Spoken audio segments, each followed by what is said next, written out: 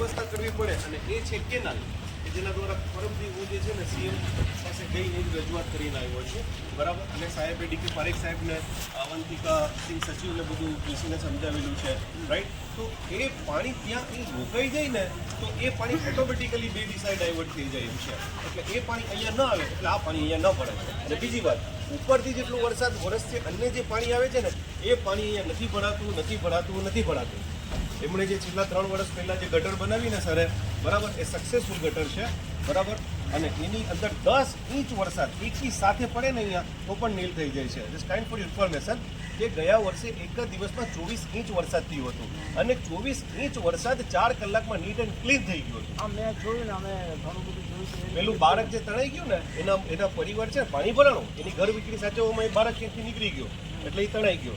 પેલા જે ભાઈ હતા એ કંઈક પસાર કરતા હતા અને એ ડૂબી ગયા, બરાબર. પણ પાણી 4 કલાકમાં, રાતના અંધારામાં પાણી હતું, દિવસનો ઉજાસ થતા 4 કલાકમાં નીલ થઈ ગયું. પણ અહીંયા આજે પણ 10 ઇંચ વરસાદ પડે ને ઉપરથી પાણી જે પડે છે ને એનું પ્રોબ્લેમ જ નથી. અહીંયા પાણી ઉપર વાસ્તી જે આવે છે ને એ જ મેઇન ઇસ્યુ છે. અહીંયા એનું સોલ્યુશન જોઈએ છે આપણને. આ એરિયામાં એનું કામ નથી.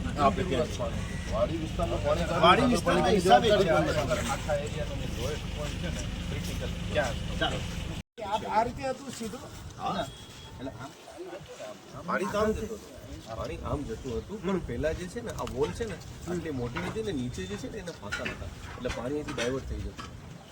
આ લોકોએ નવી વોલ બનાવી છેક સુધી અને કોઈ પણ જાતની જવાની વ્યવસ્થા ન હતી. પ્લસ એક્ઝેક્ટ પાછળ ગટર છે અને એ ગટર એનું ગ્રેડિયન્ટ છે ને ત્યાં આગળ દરિયો છે ને ત્યાં સુધી પહોંચ્યું છે. હવે પાણી અહીંથી જ નથી જતું અને ગટર પણ બંધ કરી દીધી છે. એટલે દાખલા તરીકે ચાલો ઇમરજન્સીમાં આપણે વોલ તોડી, દાખલા તરીકે 4 દી પહેલાં આપણે તોડી, રાઈટ. હવે ત્યાં બધું પાણી આપણે ડાયવર્ટ કર્યું. આ પાણી અહીં આવું બચ્યું ને અહીંયા એટલું પાણી હતું, એ પાણી ત્યાં ડાયવર્ટ થયું.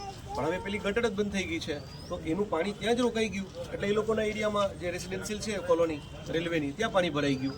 કઈ રીતે પાણી જાય? એટલે આ બધું ભેગું કરી અને એનું સોલ્યુશન કરવું પડશે. બાકી સોલ્યુશન નહીં થાય એનું કે ભાઈ ચાલો આ 5 મકાન તોડવાથી કે 5 દિવાલ તોડવાથી કે એનું સોલ્યુશન નહીં થાય. એનું પ્રોપર આ જે વોલ આપણે દેખાય છે ને એ લગભગ 1.5 થી 2 કિલોમીટર જેટલી વોલ છે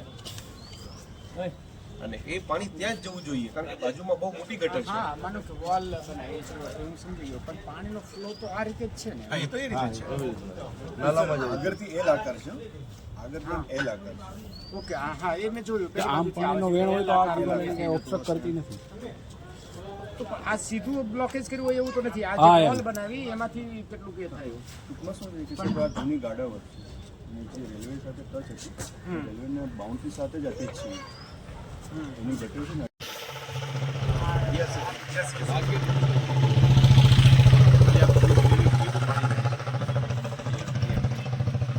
ત્રણ જગ્યાએથી પાણી આવે છે.